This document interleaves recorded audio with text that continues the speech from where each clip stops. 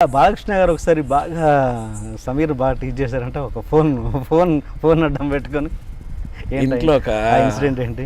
అదే అది చెప్పాను, నేను చాలాసార్లు చెప్పాను కదా. అది లేదు చెప్పలేదు ఇక్కడ. అవునా? లేదు చెప్పలేదు. ఆహా, ఏది ఆ ఫోన్ అడ్డం పెట్టుకొని ఫోను ఇంటికా ఫోన్ చెప్పావా? చెప్పాను కదా. లేదే చెప్పా సీరియస్లీ చాలాసార్లు చెప్పా, చాలా వీటిలో. ఫోను తను సరే వైఫ్ కాల్ చేస్తుంటే ఆపేసి. వైఫ్ కాల్ చేస్తుంటే కాదు, అంటే నేను ఆయన షూటింగ్కి వెళ్ళిపోయా. ఆయన షూటింగ్లో ఉంటే ఆయన సడన్గా ఆయనకి ఎందుకు అనిపించిందో, సమీర్ మీ మిస్సెస్ నంబర్ ఇవ్వన్నారు. దేనికి సార్ అంటే, నంబర్ ఇవ్వకూడదా తప్ప అన్నారు. అయ్యో బలవారు అదేం లేదు సార్, నేను చెప్తే నేను కాల్ చేస్తాను కదండి అని అంటే, నాకు ఇవ్వకూడదా నంబరు అని అడిగితే ఇస్తే ఫోన్ చేశారు. ఫోన్ చేసి నేను బాలకృష్ణ మాట్లాడుతానంటే, ఆవిడ బాలకృష్ణ గారు నాకెందుకు ఫోన్ చేస్తారు అనుకుంటుంది కదా. ఏ బాలకృష్ణ గారు అని, నేను నందమూరి బాలకృష్ణమ్మ అన్న. అంటే ఆవిడ సడన్గా స్టడీ అయిపోయి, ఇంకా సార్ అంటే, మీ సమీర్ ఉన్నాడమ్మా ఇంట్లో అని అడిగితే, లేదండి మీ షూటింగ్కే కదండి బయలుదేరారు, పొద్దున 6 గంటలకి వెళ్ళిపోయారు. మేము అందరం వెయిట్ చేస్తున్నాం, రాలేదు. మా మేనేజర్లు ఫోన్ చేస్తుంటే లిఫ్ట్ చేయట్లేదు, అందుకని ఎవరినో మీ నెంబర్ అడిగి తీసుకున్నాను, నేనే మాట్లాడతానని చెప్పి ఫోన్ చేస్తున్నాను. ఒకవేళ కనుక్కోండి, షూటింగ్ వస్తారంటే ఓకే, లేకపోతే మేము ప్యాకప్ చేసుకెళ్ళిపోతాం అన్నారు. నేను షాక్, ఎదురుగా కూర్చుని ఉన్నా ఆయనకి. ఇదేంటి సార్ ఇలా అంటున్నారు ఏంటి అని. సైలెంట్గా ఉన్నా సైలెంట్గా ఉన్నా. ఇంకా తర్వాత ఫోన్ కట్ చేశారు. కట్ చేసి వెంటనే నా ఫోన్ మోగింది. తను కాల్ చేసింది ఇంటి నుంచి. కాల్ చేస్తుంటే ఈయన దగ్గర ఉంది నా ఫోన్, తీసేసుకున్నారు. కట్ చేస్తున్నారు.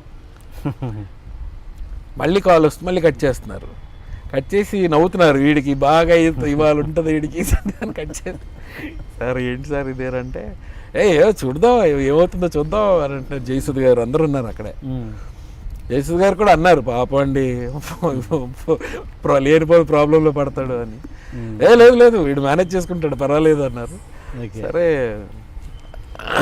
మధ్యాహ్నంకి ఎప్పుడో నాకు తర్వాత మెసేజ్ వచ్చింది, మర్చిపోయా. వెంటనే మెసేజ్ తను, సామ్ వేర్ ఆర్ యూ, ఎక్కడున్నావు, నువ్వు షూటింగ్లో లేవని నాకు తెలుసు, నువ్వు బాలకృష్ణ గారు షూటింగ్ అని ఎక్కడికి వెళ్ళావు. లేడీస్కి ఎంతసేపు 2 నిమిషాలు చాలు ఏదైనా డౌట్ పడాలంటే. వెంటనే అడిగింది, ఏంటి ఎక్కడున్నావు, నిజం చెప్పు పర్లేదు అని. మెసేజ్లు వస్తున్నాయి, ఇవన్నీ చదువుతున్నారు బయటికి. ఎక్కడున్నావు చెప్పు అని చదువుతుంటే, ఇంకా సార్ చెప్పండి సార్ మీరు ఇప్పుడు. నేను ఆ తర్వాత ఫోన్ చేసి, లేదు నేను షూటింగ్లోనే ఉన్నాను, బాలకృష్ణ గారు జోక్ చేసి ఉంటారులే అని నేను చెప్పినా నమ్మదు. ఆయనే చెప్పాలి, మళ్ళీ ఆయనే ఫోన్ చేసి చెప్పాలి. నేను చెప్పాను, సార్ అయిపోయింది, డ్యామేజ్ అయితే అయిపోయింది, మీరే ఫోన్ చేయాలి, నేను ఏం మాట్లాడినా ఏం చెప్పినా వింది ఇంకా అంటే, చూద్దాంలే మధ్యాహ్నం అన్నారు. మధ్యాహ్నంకి ఎప్పుడో ఫోన్ చేసి ఎత్తగానే తను, సార్ ఫోన్ ఎత్తట్లేదు సార్, నా ఫోన్ కూడా ఎత్తట్లేదండి, మెసేజ్ చేశానండి, ఎక్కడున్నారో నిజంగా నాకు తెలియదండి అని. లేదమ్మా ఇక్కడే ఉన్నాడు, పొద్దున్న నీకు ఫోన్ చేసినప్పుడు నా ఎదురుగానే ఉన్నాడు, ఏదో సరదాగా ఆట పట్టిద్దామని అలా చేశాను. ఇది మళ్ళీ అది అయిపోయాక మళ్ళీ తర్వాత ఆడియో ఫంక్షన్లో అది గుర్తొచ్చింది ఆయనకి. చెప్పనా నేను నీకు ఫోన్ చేసి ఏం చేశాను, నీకు నమస్కారం అండి. ఆయన ప్రాక్టికల్ జోక్స్. మామూలుగా మనం ఒక హీరోతో యాక్ట్ చేస్తున్నప్పుడు కానీ, లేదా ఒక సీనియర్ ఆర్టిస్ట్తో ఏదైనా క్యారెక్టర్ ఆర్టిస్ట్తో నటిస్తున్నప్పుడు కానీ, వాళ్ళు సీనియర్ అయ్యి ఉండొచ్చు. బట్ నీకు ఒక అనుభవం ఉంది ఏంటంటే, సీరియల్ నుంచి ఎప్పటి నుంచో వచ్చావు, ఒక 4-5 పేజీలు ఈజీగా చెప్పుకునే కెపాసిటీ నీకుంది. 5 పేజీల డైలాగ్ కూడా టక్ మనం ఒక సింగిల్ టేక్లో చెప్పే కెపాసిటీ ఉన్న ఆర్టిస్ట్ నువ్వు. అంటే సీరియల్ ఎక్స్పీరియన్స్ వల్ల కావచ్చు బహుశా. అంత ఎక్స్పీరియన్స్ పెట్టుకొని కేవలం వాళ్ళకి ఇమేజ్ ఉంది, సమీర్కి అంత ఇమేజ్ లేకపోవచ్చు.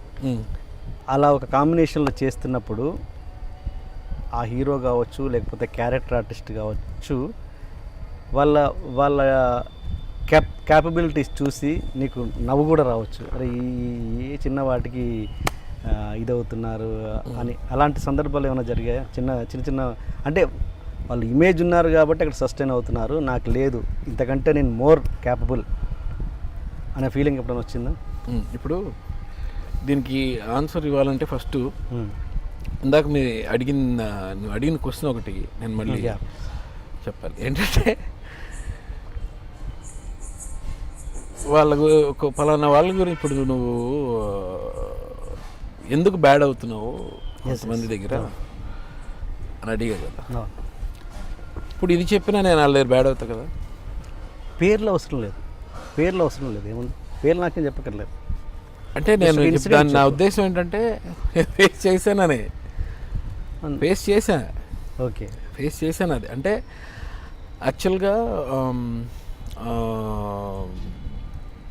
నేను ఇక్కడ ఉద్దేశము ఒక పేరు చెప్పి బ్లేమ్ చేయమని కాదు, ఆ అనుభవం ఇంకోరికి ఉపయోగపడుతుంది అన్నది. అంటే అవి ఉంటాయి, అది కామన్. అది ఎవరికి నాకేని కాదు, ఎవరికైనా అది ఫేస్ చేస్తారు. కాకపోతే అక్కడ సిచ్యువేషన్ తగ్గట్టు ఇప్పుడు ఆ హీరో చాలా పెద్ద హీరో అయి ఉండొచ్చు, వాళ్ళకి 1,00,000 మైండ్లో ఉంటాయి.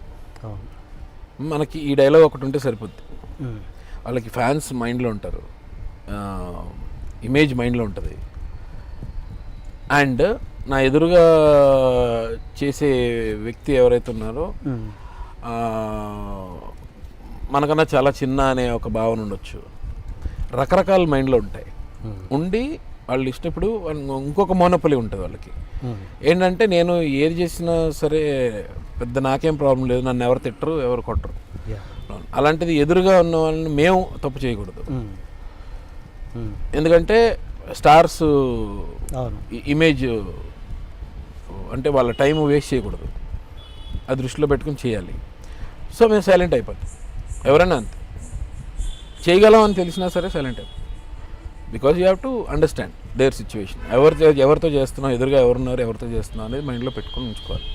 తప్ప అందరూ అంటే నాకు తెలిసి చాలామంది ఇంత పెద్ద పెద్ద పేజీలు, పెద్ద పెద్ద డైలాగ్స్ ఇప్పుడు ఎవరు పెట్టట్లేదు జనరల్గా. బికాజ్ నెంబర్ ఆఫ్ షార్ట్స్ ఎక్కువ ఇష్టపడుతున్నారు, నెంబర్ ఆఫ్ షార్ట్స్ తీస్తున్నారు కాబట్టి కట్ షార్ట్కి వెళ్తున్నారు తప్ప అంతంత పెద్ద పెద్ద ఇవి లైన్స్ పెద్దగా పెట్టట్లేదు. కొన్ని అవసరం అయితే తప్ప చేయరు. ఒక్కొక్కసారి ఫుల్ ఇది పెడతారు. సపోజ్ రాఖీలో చాలా పెద్ద పెద్ద షాట్లు ఉన్నాయి ఎన్టీఆర్కి, జూనియర్ ఎన్టీఆర్కి చాలా పెద్ద. అంటే తను చెప్పగలడు అనే నమ్మకంతో కదా పెడతారు. చేయగలడు, డెఫినెట్గా చేయగలడు అని అది పుల్ ఆఫ్ చేసేస్తారు.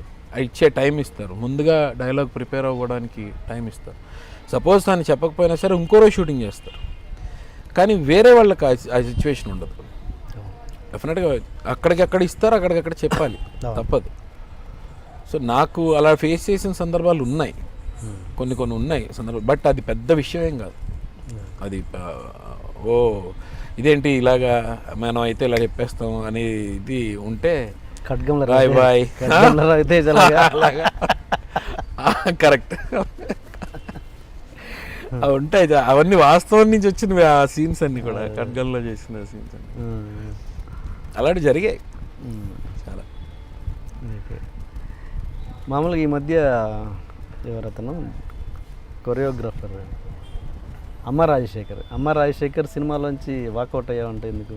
అంటే వాకౌట్ కాదు, వాకౌట్ అంటే ఇప్పుడు వాళ్ళు పాపం బడ్జెట్ వైస్ లేకపోతే ఇంకోటో తెలీదు, వాళ్ళు సరిగా ప్లాన్ చేసుకోలేకపోయారు. ఆయన ఏంటంటే ఎప్పుడు సడన్గా అడిగితే సడన్గా డేట్ ఇవ్వాలి అని దూరంలో ఉన్నారు. నేను చాలా ఫీల్ అయ్యా.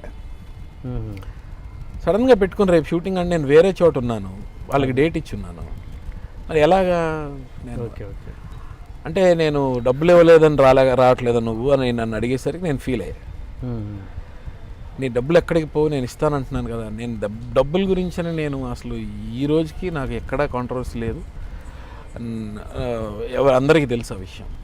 నాకు చాలామంది ఇవ్వకుండా ఎగ్గొట్టారే తప్ప నేను మీద కూర్చుని నేను ఇస్తేనే వస్తానని ఈ రోజుకి ఆ రికార్డు లేదు, ఎక్కడా లేదు. ఈవెన్ టెలివిజన్లో లేదు, ఇక్కడ లేదు. ఇంకా వేరే వాళ్ళు ఇందాక చెప్పిన ఇన్సిడెంట్ వల్ల వేరే వాళ్ళకి ఇవ్వండి నేను వస్తానని చెప్పిన రోజులు ఉన్నా కానీ నాది ఇవ్వండి అని నేను చెప్పలేదు. సో రాజశేఖర్ గారిది ఏంటంటే ఆయన మంచి ఫ్రెండ్, చాలా ఫాస్ట్గా చాలా క్లోజ్ అయిపోయారు. అది ఏంటయిందంటే చిన్న మిస్అండర్స్టాండింగ్స్ అంతే, ఇంకేం కాదు. రేపు రావాలి నువ్వు షూటింగ్ అంటే నేను ఎలా వెళ్తాను సడన్గా చెప్పి, నేను ఇంకో దగ్గర ఉన్నాను సార్ అంటే లేదు నువ్వు చాలా అన్ప్రొఫెషనల్గా బిహేవ్ చేస్తున్నావు, ఇలా అయితే నువ్వు పైకి రాలేవు, ఇలా ఉంటే కష్టం, ఇలాంటి మాటలన్నీ మాట్లాడేసరికి నేను ఫీల్ అయినా అదా అలా అంటారు ఏంటండి, అది కాదు, నేను వేరే వాళ్ళకి ఇచ్చాను, వాళ్ళు అదే అంటారు కదా, మాకు డేట్ ఇచ్చి వేరే వాళ్ళు వేరే చోటుకి వెళ్ళారేంటి అని. ఇదే జరిగింది ఇన్సిడెంట్.